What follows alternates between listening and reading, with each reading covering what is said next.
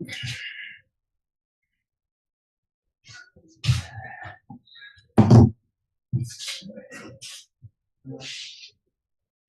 good night of Shabbos, everyone. And an interesting Rashi, which I have, I think, a different answer. I don't know, but I don't remember what I said. It's come out of Big Chumash, or in three Madregas. Talking about Nidorim here, talking about Meifin Nidorim. And it says, Vashem Yislach Lo. So Rashi says, why do you need Vashem Yislach Lo? Because what happened is talking about that she made a neder not to drink wine. And then the father of her husband was made for her. And so there's no more neder, but she didn't know that. And she went and took a glass of wine to be able on the neder, right? So she needs slicha. They think this, I said, I can't think of the old answer. And it says, so Rashi says an interesting thing. Ma someone who there's Meifa needs kapora, really, Afal Im Hamufrim, Slichan Slicha, Kavchem Elena Mufrim. And a Mufrim, that's the Avera. So what's the kasha? Of course you need slicha. I mean, what's it in the having? I need a kavachema. What kind of kavachema is that? So I think maybe it comes out. So in the book I got also something, and I'm just making a dinyanis. If let's say somebody will take a piece of meat and he thinks it's treif, but he eats it anyway. It happens to be perfectly kosher. So B'chayre also gave that measure. His intent was to do an avera, but Ramai said it wasn't any avera. But there's three types of things that may be possible. In the case where, let's say, it's not avera at all, but the person has such a yamishugas or whatever it is, and he thinks that it's also, and he still wants to eat it. So that netzias is, that's a low level because he's some crazy. I mean, guy who told you to make up your own imaginations, you know, he wanted to eat peach and a peach sauce. Right? It could be a peach sauce, it could be tome, it could be what he could. Many things the peaches could be also. But Lamaisa, it's not talking about the touch of peach. It was a regular peach. And he just thinks peaches are also for some shigas.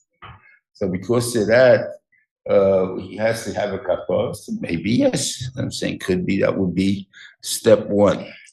Step two, he created an Isa, like here. He doesn't know that it went away. So that would be, and he had intended to be over it. I mean, no. That would be step two. Yeah, okay, that would be step two. And step three would be somebody, let's say, who has a real neder. In other words, they think this kalvachema business, and he put it in his mouth to eat it, and it was not made for him, except something knocked it out of his mouth. In other words, he didn't eat it in the end. But Lamaisa, he did mamish a maisa to do an emes avecha that existed now. So that could be what he's talking about. That's a kalvachema. But the other one is, it's not an avera. He just doesn't know that it's not an avera, but it was an avera. And the third madrega would be, it was not even an avera. And the thing there, but maybe all three of them will need some kind of kapara. The fact that you want to be able on the Isa, that's the avera. You want to be able on Isa of a thing.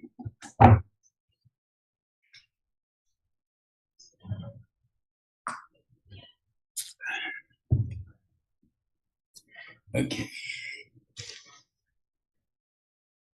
That's the din of Dorim. Okay. Then the Mention says you have to go to attack Midian because of what they did. Midian really went away. That's what it happened over there. We're talking all the way over there. When they came to Bilam, Bilam told them, stay overnight, medium left. So the ones that he's really dealing with is with Bullock the whole time, right? And that's exactly what this whole thing is. If you remember, he's telling him what they're going to do, telling me Bullock what they're going to do the Achris Hayomim.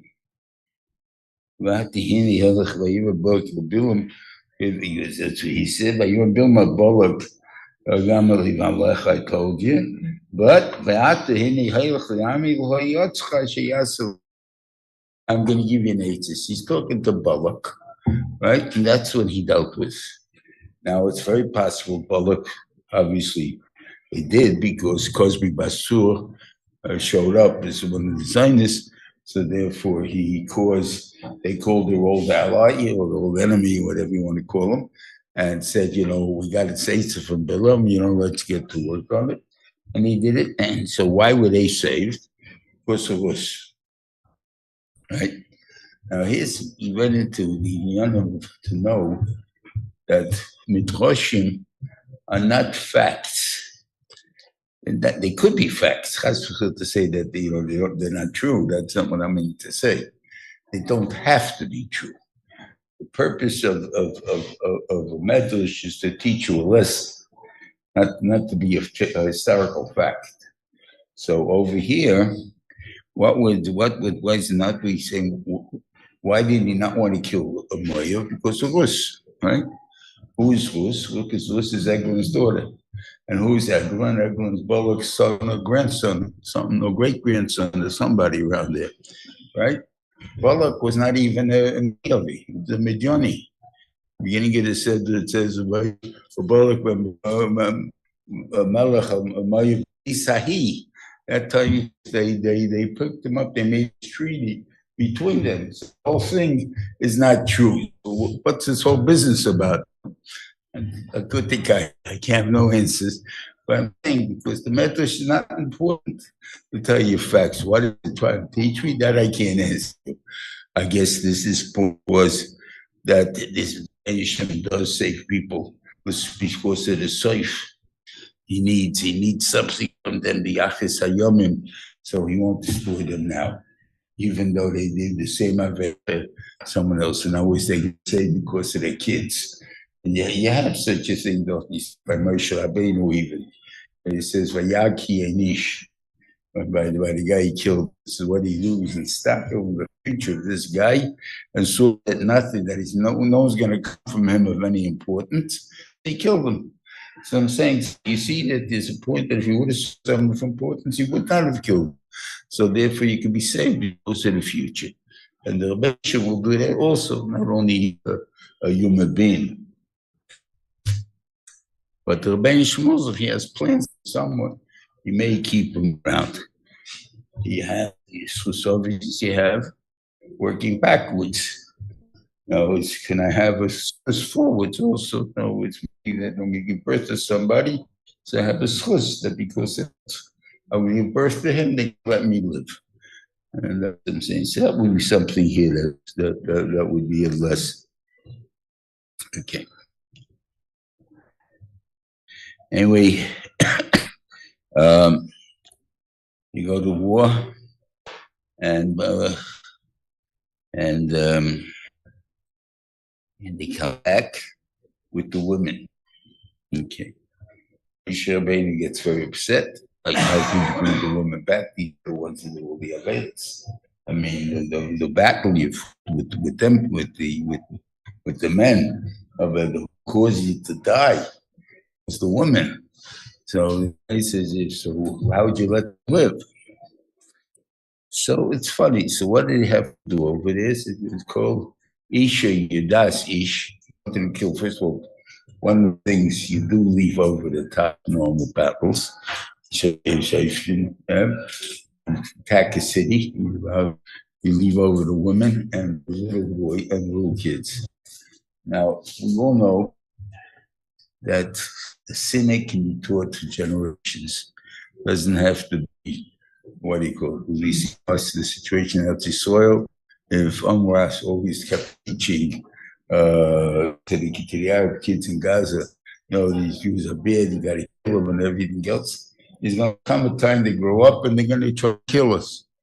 No question about it. The easiest way to get rid of that is kill them. Which could be the reason that they, but on the other hand, if you teach them the other way, you see that you can change it. Like Japan, Germany, after the war, and then the same, even though we face on him, but at the end, you stop teaching this type of thing, which is basically what we're doing elsewhere. Is in other words, Hamas won't teach any more hatred and stuff. The guy will remember, the woman will remember, something like that. Okay, there definitely will be a while till it goes in. But if they don't keep teaching it, then whatever it is there, you'll have the first few, and then they'll also fall by the wayside. Money becomes the issue then and stuff like that. You buy them, there's never a difference. But in this case, he told them to wipe them out. Now, is that mean this the end of mid? It could be. I have no idea. Anyway, but they told you to kill the woman that your dad sees. So it doesn't mean, doesn't mean doing lives with someone actually now. It does see that they were able to live with someone. But how they knew that? They took them from the tits, and the tits lit up. They did the same thing, when they had the fight with Beniman, and they killed him there, but the other don't use the tzitz against Yidden. So they put them on barrels of wine. But the Maasei, here they put it on this. The question is, why would they keep it? They didn't do anything. If they weren't Mizana, so why are we killing them? Nobody died because of it. So why are we killing them? And just because they could have did. So we see a very interesting thing here. At least I get the other pshat. That the Emerson, you're right, they didn't do an Avera. But they didn't not do the Avera because they're nice people. That we don't want to listen to our father to go do an Avera. Somebody has to. We believe in love. We don't believe in just being machshel. No. They don't like their fathers. They want to listen to their father. Is there. They're willing to do it. They hate the Jews of Maasei, and they're not willing to do things for their parents. So maybe they didn't do it. So they're chayv. That's the point. So mashma that if you're such a person, that then the thing that you could have done an affair and part of something, even though you didn't do it. But I didn't do it, but not for good reason. But for good reason, seems as Danainish. That's the thing. Which comes out very kritisch. Then you have what do you call the sorry, I love him.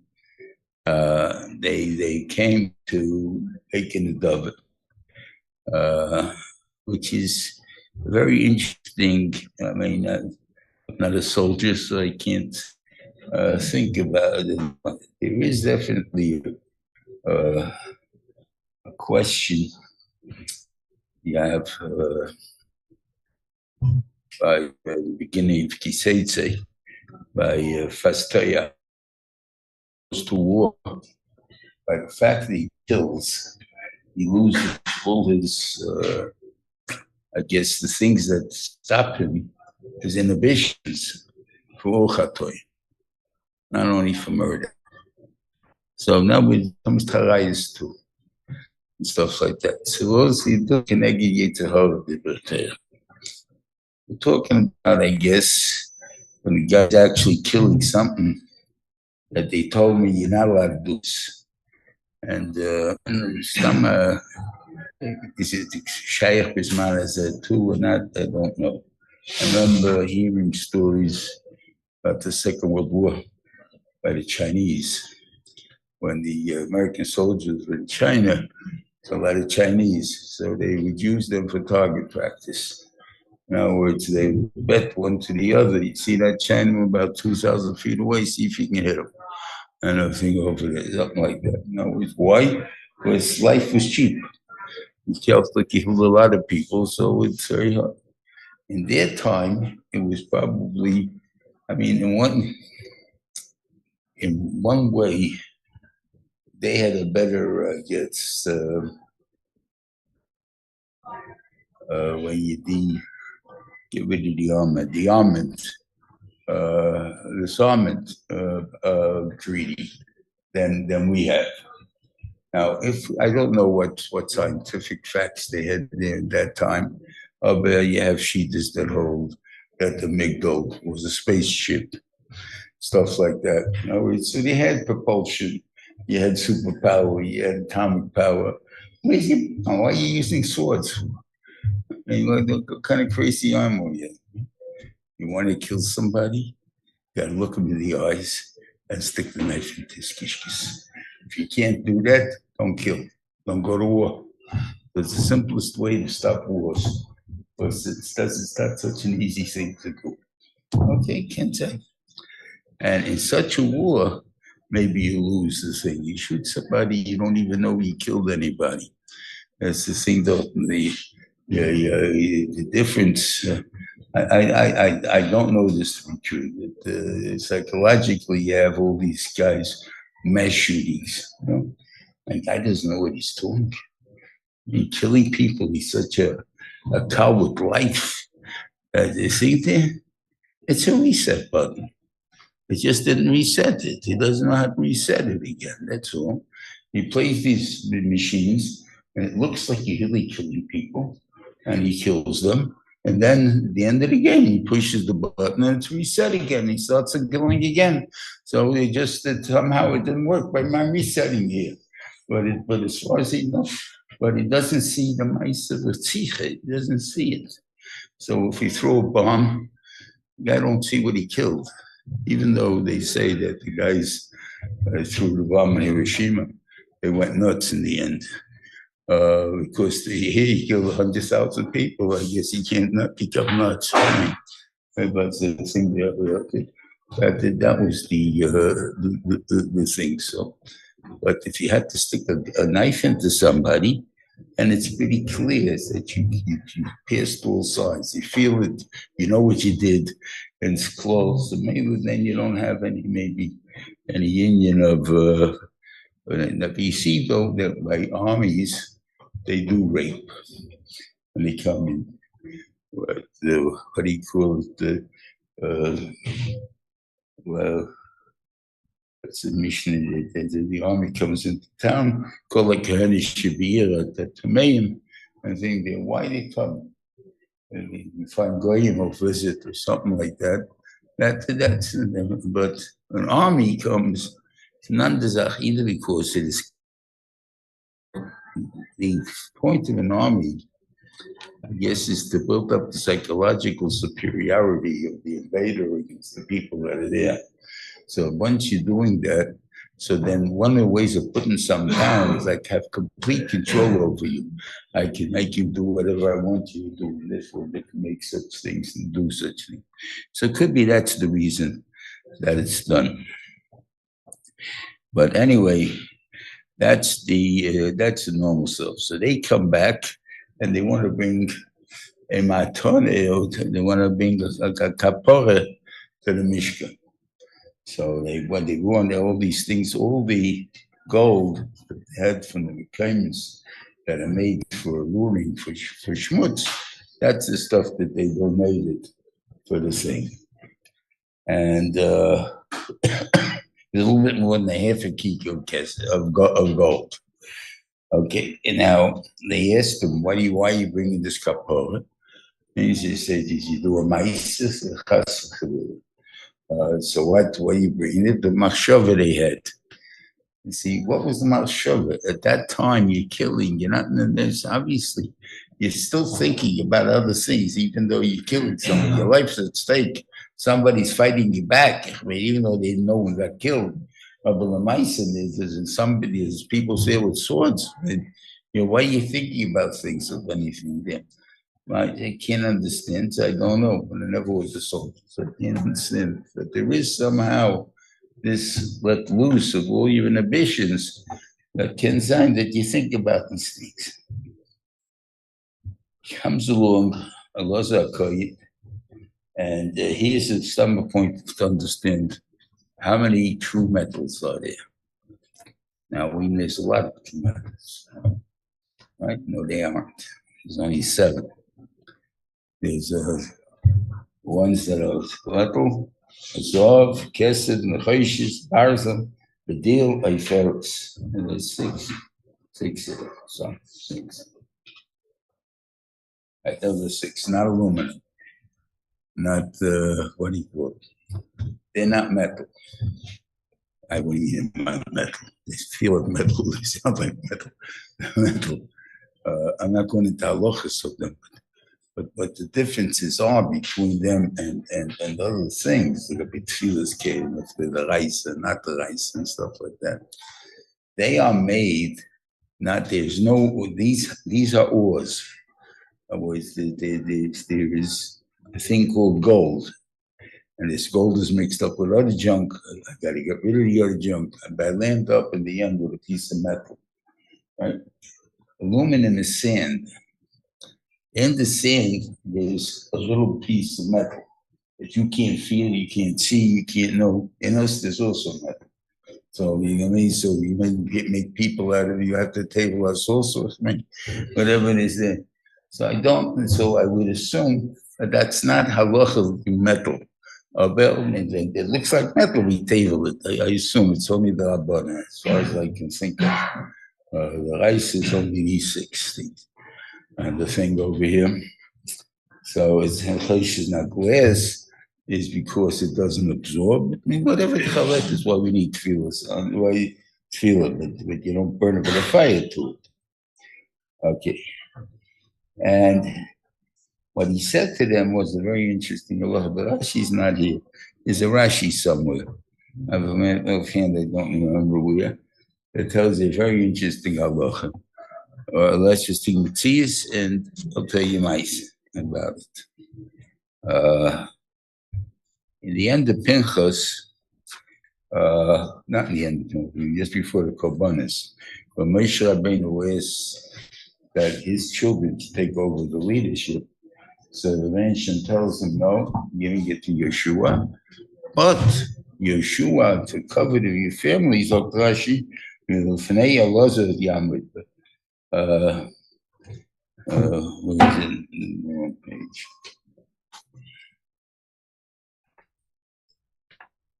Yes. L'fnei Elazar HaKohen Yamid Yishalei B'Yom B'Tumim. And Rashi says the reason for it is because I'm going to give you a little bit to cover your mishpacha should not go away completely. And the Rashi says you don't find anywhere that Yeshua ever asked anything about Elazar. Never came to Yom B'Tumim. Now, it could be he didn't come to Yom B'Tumim because the Benishim made him into a full-fledged Navi. He didn't need the Yom B'Tumim. The din is a Navi or the Yom B'Tumim. But so whatever it is, but he was a full-fledged Navi. He doesn't need the Yom B'Tumim. But meanwhile, I didn't have to come to Elazar. Why not? So Rashi says because he's Meir Halacha L'fnei Rabbi. What was Meir Halacha L'fnei Rabbi? It says over here, Vayim Elazar HaKohen Anshe Atzor B'Machom Zoi Shchukas HaTeira Shetiva Hashem Es Moshe. It says it's taken. Rashi says he's totally it's the rabbi, and he still calls it Meir Halacha L'fnei Rabbi. Why? Because he didn't ask Moshe Rishus. He said this. When he saw the tumult, he said, Moshe, what he saw Moshe didn't remember, not say. Moshe, you want me to tell them what the din is? And he'll say, yeah, then you tell him. So then he would have had Rishus. But if he didn't tell him, he didn't ask him, so it's Meir Halacha L'fnei Rabbi. Even though he's saying what the Rebbe said. I mean, not to mention this story, it doesn't make a difference. I had it once in late, but I won't mention the story because it's too long. But it tells it's a very simple story. there was a time when I was still there, when the mayor was taken to the hospital for he had cancer of the jaw. So he had to be taken with an operation. God, there was nifted the year I left, a year later. But the first operation was that. And the mother was came to Rosh Hashiva, meaning that he would say the what do you call it?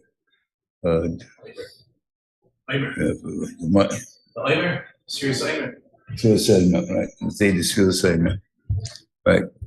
And it's quiet. Nobody's saying anything. And he's going to start hearing the murmuring already, like, what's going on? All of a sudden, you hear a voice of a bacher. He was an elder bacher, these years, 21, I would say. And he made the thing.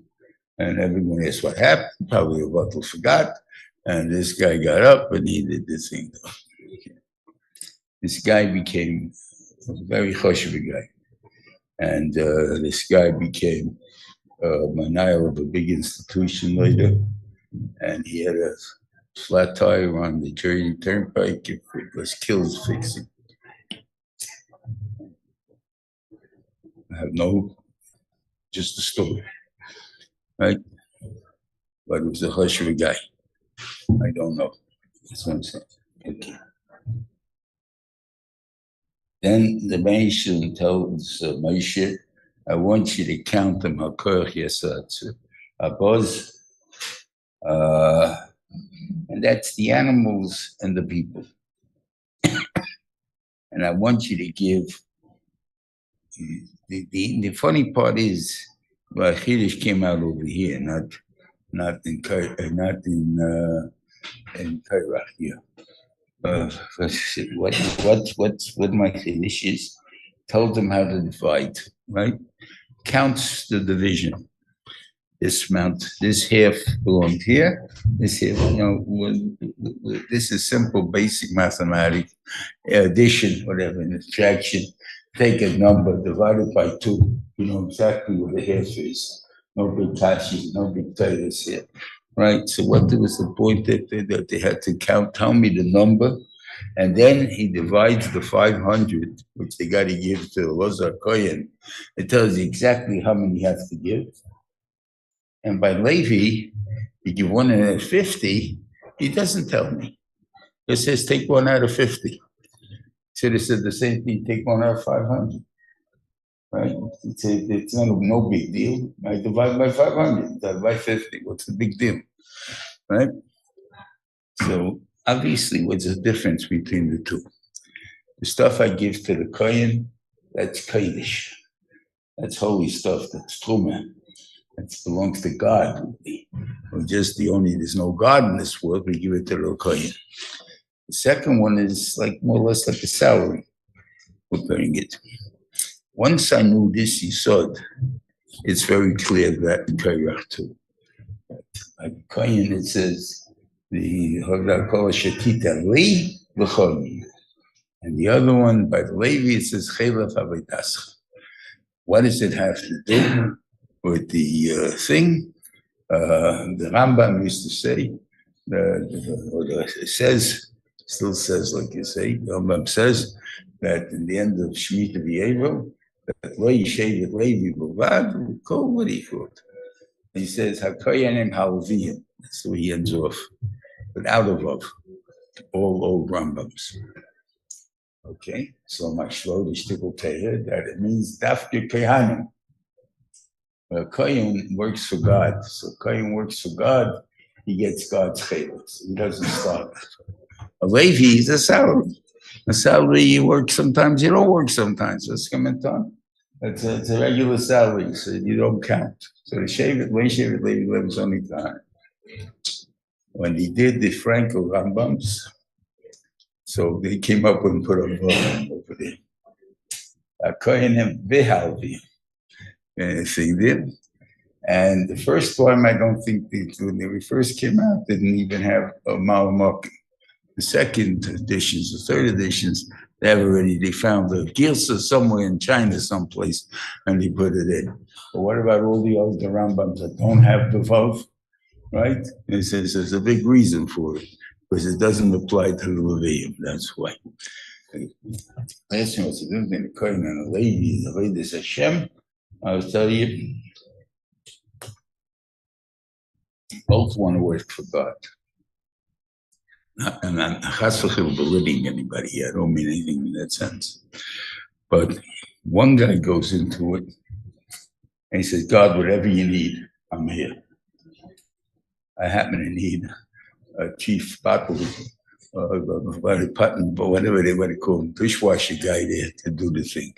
Okay, that's what you need. Dishwasher.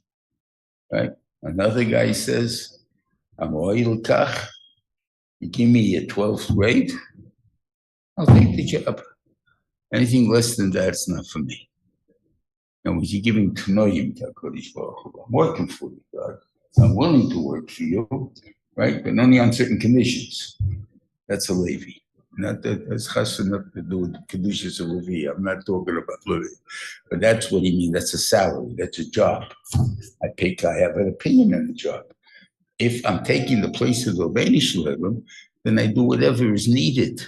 The balabas of a company is the chief bottle washer in the thing over there, because if he doesn't have one, he's the one that's going to wash the dishes, because he has to have the business continue to run. It doesn't stop just because I'm the boss and the dishwasher didn't show up tonight, so therefore we're closed today. That doesn't go. It's closed for today. We're going back to work. So Kohen is willing to do anything. That's the point. It's his business. So therefore, it's his business. The man should give it to him as it says. Okay.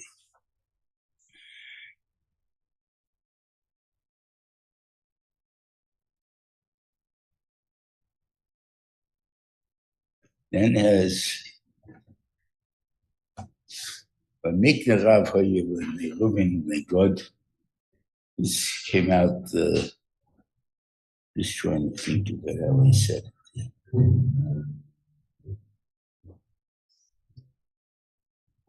I don't remember that part. Okay. It says they had a lot of making it. So it's interesting first. There's the Mikna Rav Reuven, the Reuven God. Reuven is first. Right? And it says, Vayovayu b'nei God b'nei Reuven. Then God is first. Why is God first? The pshat is Reuven, in this I believe, after Ya'akov Avinu's falling out by the brachas, that he was a pachas kamayim, and so on. So he went to the Mida Ktsina, the other way, to do tshuva. So therefore, he came here as the first time. As covered as the Shevet, they came along with God and Reuven. God said to Reuven, hey, this is a good land for us, So he says, okay, what do you want to do about it? Let's go to Moshe. Okay, so they went to Moshe. I was covered as a singer, but they didn't talk.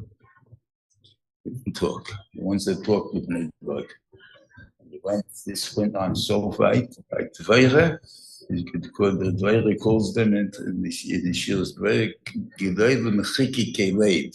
they can't make up their mind. In other words, they can't make it seem. That's how doubtful they became if I'm doing the right thing, the wrong thing, that by going to Ksei, I assume when they reach the Ksei, whatever it is, they started going back the other way.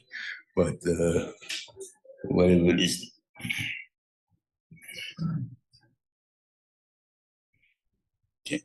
So anyway, they told, now there's a bunch of breaks in the Parsha here. You have a Samach, about 4 psukim down, exactly 4 psukim down, right? There's a Samach. Then he goes and he talks back, and then how many psukim? And there's another Parsha. It's all the same conversation. That was no Kashi. And then there's another Samach, and then they went and they finished off the conversation with whatever the psukim left, 2 or 3, another 3, 4 psukim. Why is it broken up? It's one conversation. I said to you, you said to me, I said to you back. So it's one conversation. I think it's trying to teach us a lesson. Okay, maybe I got to tell you the other thing first. Bana Rishalmi, mission in Bikurim, but you don't bring Bikurim Me'vayade. So the Gemara calls a shayla. What does it mean you don't bring Bikurim Me'vayade? Is it because it says by Bikurim, and Reuven and God took it by themselves and it wasn't written to them? Right? So therefore, that's why you don't bring Bikurim there. In that case, it's only from Reuven and God you don't bring it. From Chajishevet Nanash, you bring it. Second reasoning, Mo says, it's not Eresov Aschol Devosh. So it's not Eresov Aschol Devosh, you don't bring it from all 3. What do you mean they took it for themselves? Huh? It says Neferish, he gave it to them. All right, that's what it says. Right? So what does it mean? Okay, so that's why you have the 3 things. It's not only here, if you got you.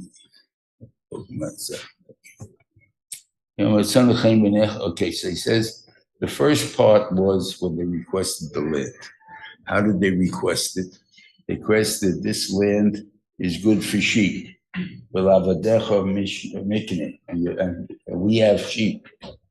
End the conversation. You should have kept quiet. No, not say anything more. I know I'm not stupid. I hear what you're asking. Right? You tell me this is what it's there for. But you continue. Please give it to us. Right? And then Moshe Rabbeinu gets angry at them and tells them, you guys are like the Meraglim. What are you talking about? Where do you see that we're like the Meraglim? Right? I see you don't want to go. Because you keep pushing the point. You have a request, you put in your request. You're pushing your request, that means that you don't want to go, that's going to scare everybody else away. So therefore, if you're like the Meraglim, oh, no, we're sorry, we didn't mean that, we weren't willing to go, we wanted to do this, okay. That's the thing there. So from here you learn, the din is even if you say please sometimes, it's, you took it. Not you guys, not anyone gave it to you. And it's even proven by little kids all the time. Let's say if this Caleb in the Bible just sent the kid to the 2-year-olds or whatever, 3-year-olds, and they call her up right away and tell her, your kid's a biter. My tzatzkel is a biter, can't be. He goes to the school and says to the kid, do you really bite? The other kid, yeah, I did. Well, why'd you do that? You're such a good boy. Well, you always tell me to say, please, the magic word, right? And I said the magic word to the kid and didn't give it to me, so I bit him. Right? And it's very simple. And I think that's sometimes such a good word, say the magic word.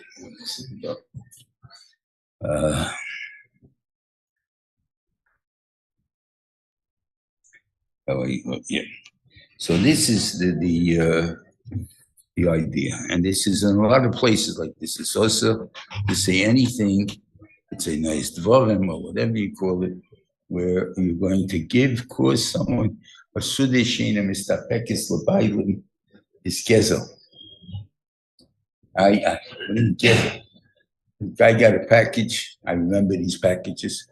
I was in Shiva, he got a package. Right, Daddy had 100 cookies. Why'd your mother send you 100 cookies home baked? So you can have, by the next package she'll send you 2 months from now, you'll have enough cookies for eating 1 a day, you'll get the same thing. But every one of my friends, soon the whole yeshiva came and they said, can I have 1? So in the end, he only has 1 cookie from the whole 100. That's a sudishin and mistapekis b'bayram, and you're a gazel.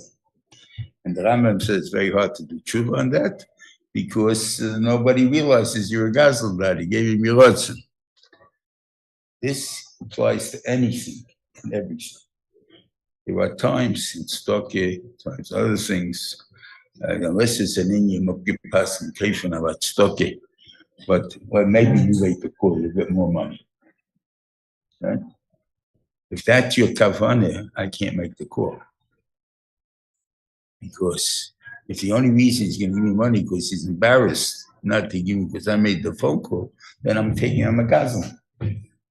If he would give it to me, when he give him covered, say, she'll call you, and there's okay, he giving you covered, so fine. He wants the covered of thing. He said, you're asking me, I'm asking him. So good there. But if the only you won't get it unless I yes, that's gezel. And it's not such a pleasure to say. How does it answer the summers? The sums, those are the three. The first was if the first question where you should have stopped. Second one was if what he told him, where he accused him and everything else. And the third one is what they would agree to in the end. Okay, so then he tells them the thing over there, what they make the deal in the cities they could do. And the individuals that took the land, this is not negate for now, but it is negate that there are these Benashe people who took the ring, Chavis Yoy and Neuvach and Shmuel like that, and the Gilad. All of these things were additionals to Oik's land. In other words, and who took him? Rashi says the Shluchim took him. Okay. Then, so because there's two sets here. So, and then is his Elam Maasei b'nei Yisrael, and he counts all the Maasais. And some of them, they don't even tell you what happened. Like, for instance, sometimes the ancient tells you from the Maasais itself that sometimes it's clear a situation is perfect for the Messias. In other words, you don't always know. So you always pray that you be right what you're doing. And sometimes it's so clear that it's right. Like, and they lima. It says, what's in the Elim? Or Yishtein Esri Enes Mayim, Vishivim Temtemor, Yachim Sham. It's made for us. Like the 12 Shvatim, the 70 Skenim. There's no Shaila that was made for us. So you see, it's a perfect situation. So that thing that sometimes God does that to you. Then there's history of things. Not always is important to tell you the history. For instance, they didn't have any water to drink. It don't make any sense. What happened? How'd you get out of there?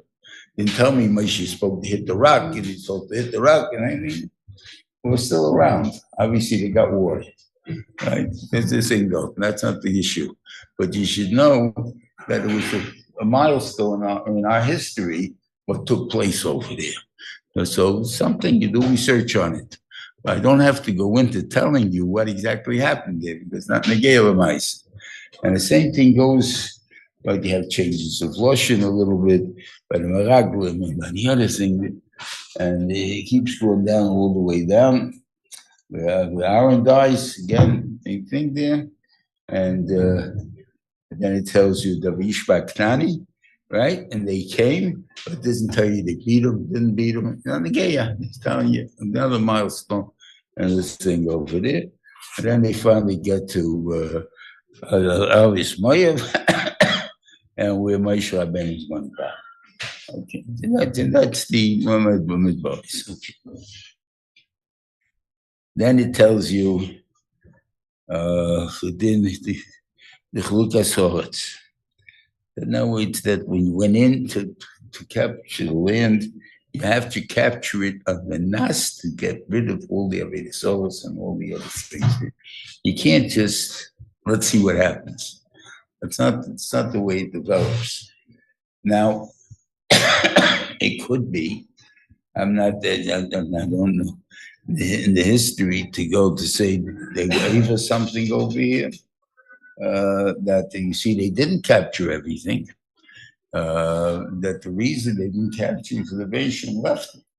They stayed in the beginning of Shafton, that the Nation left him, that there should be a sign for Kadisa, that whenever it is there, that when they don't listen, the Nation send the enemies to still around, and then they'll capture them.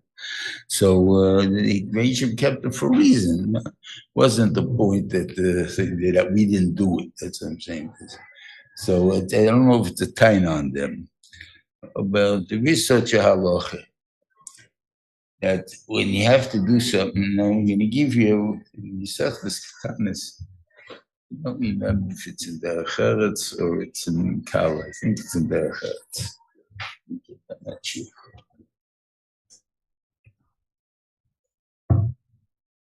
It says when you loan somebody money, you loan them a manas to collect. We should have had a price for that. What else do you think I'm giving the guy money for? I want to know, I'll tell you, big Kiddush. I don't know if it's true. I think but it's a big Kiddush. Now, as you saw, they have such games.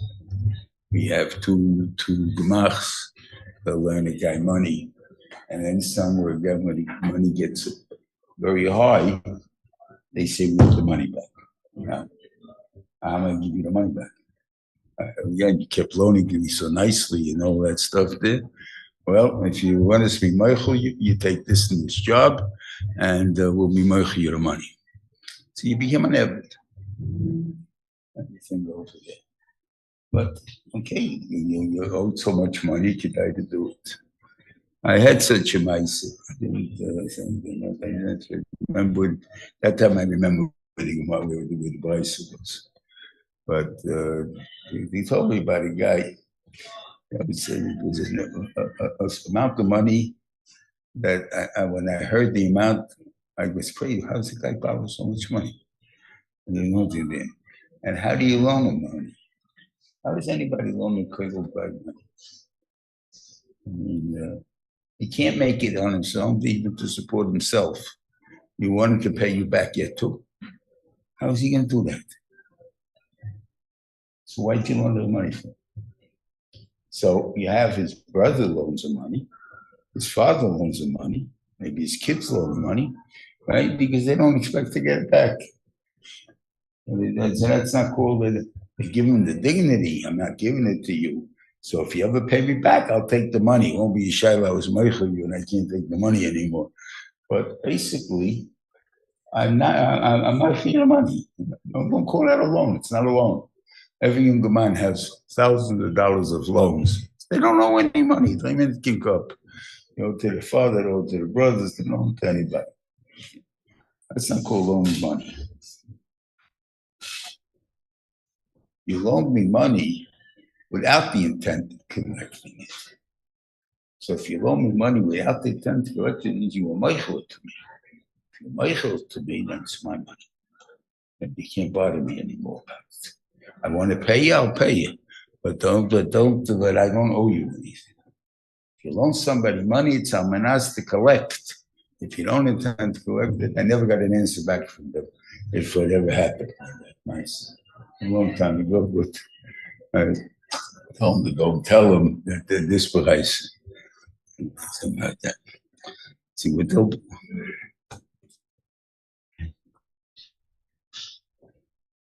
Then he counts Eretz Canaan.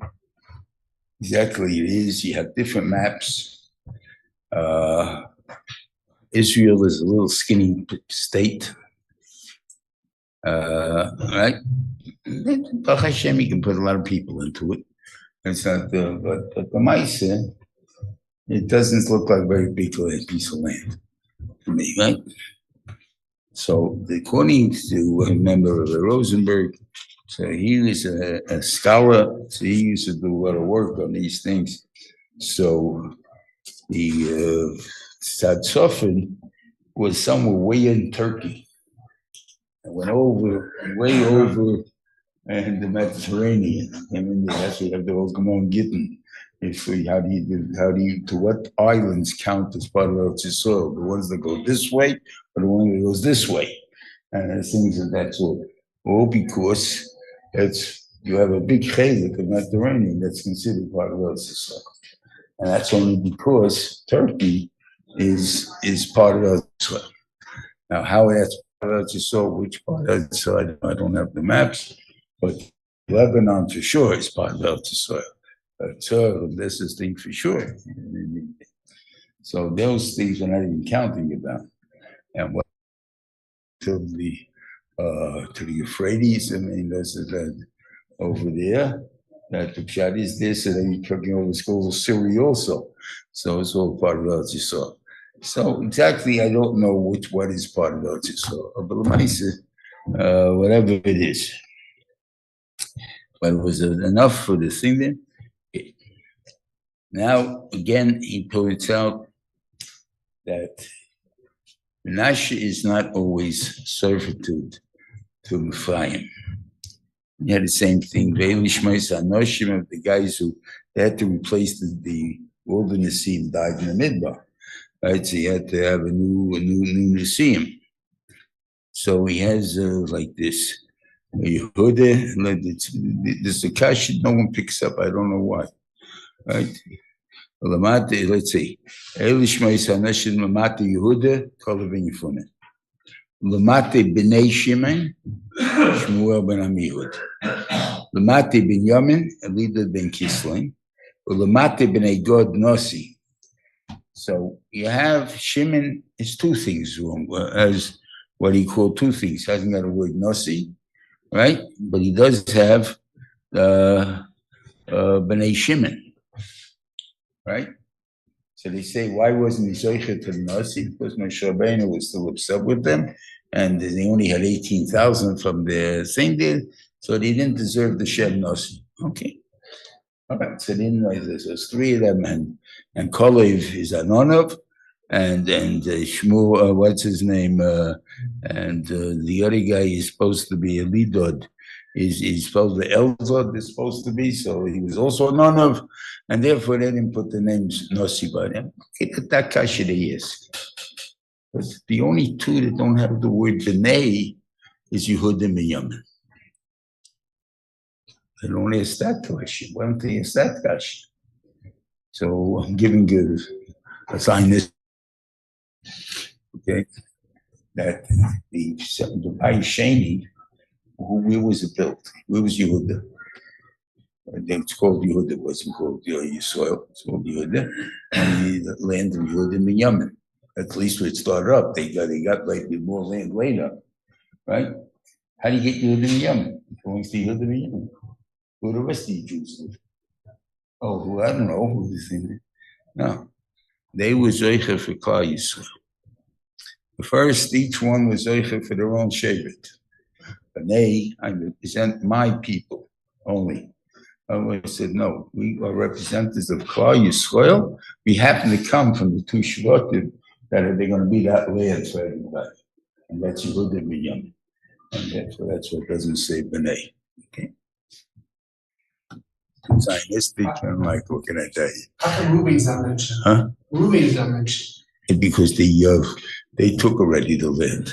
They don't have to divide it. This is the new division. Yeah. Okay, then he tells him you got to get 42 cities, 48 cities really, total.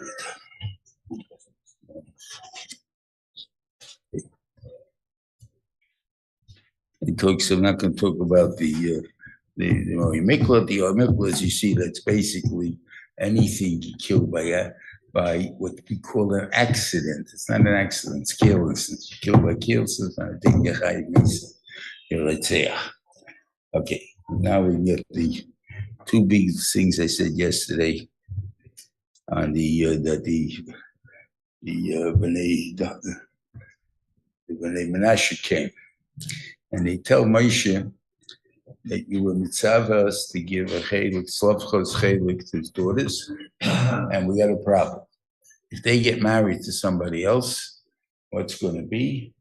They're going to take away the land from our shevet and you take away the shevet. Okay. We're talking about here, so he said, so what do they have to do? They have to marry in the shevet. But when they slavcha themselves, they can marry anybody they want.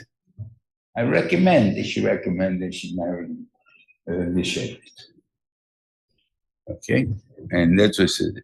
So yeah, that's, so the first kasha is, what you're dealing is you're stealing from the Bnei Slavchot a mitzvah that they could have. Now, if they'd have a mitzvah, say, to get married to their shevet, they get a lot of schar, right? I gave it to you as advice. You know, you can get married to anybody you want, but I'm telling you, you should get married to one in your shevet. You lost that schar because Tesis says, "What's the story? Any mitzvah b'ma'isa gets less schar than a mitzvah b'ma'isa," is because he has no yetzer hara. If I'm allowed to do it, I don't have a yetzer hara. So why did we steal from Bnei Slavchot this thing?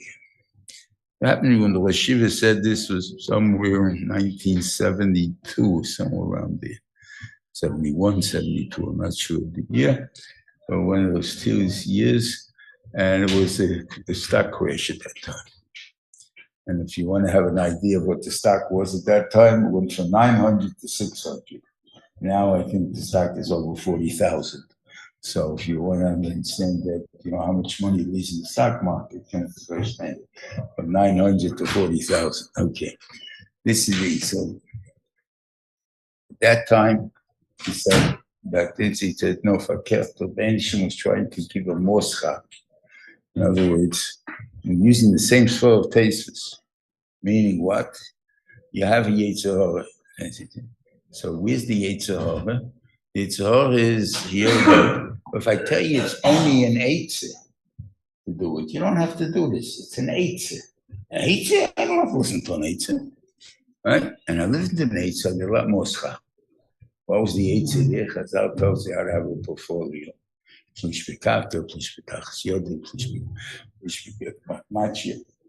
Tells you how to have a portfolio. You thought you're going to beat the system and borrow all the money and buy all the stock you can buy, and all that do is when stock went down, took your money with it because you didn't listen to the Atzaz Chazal. That's all.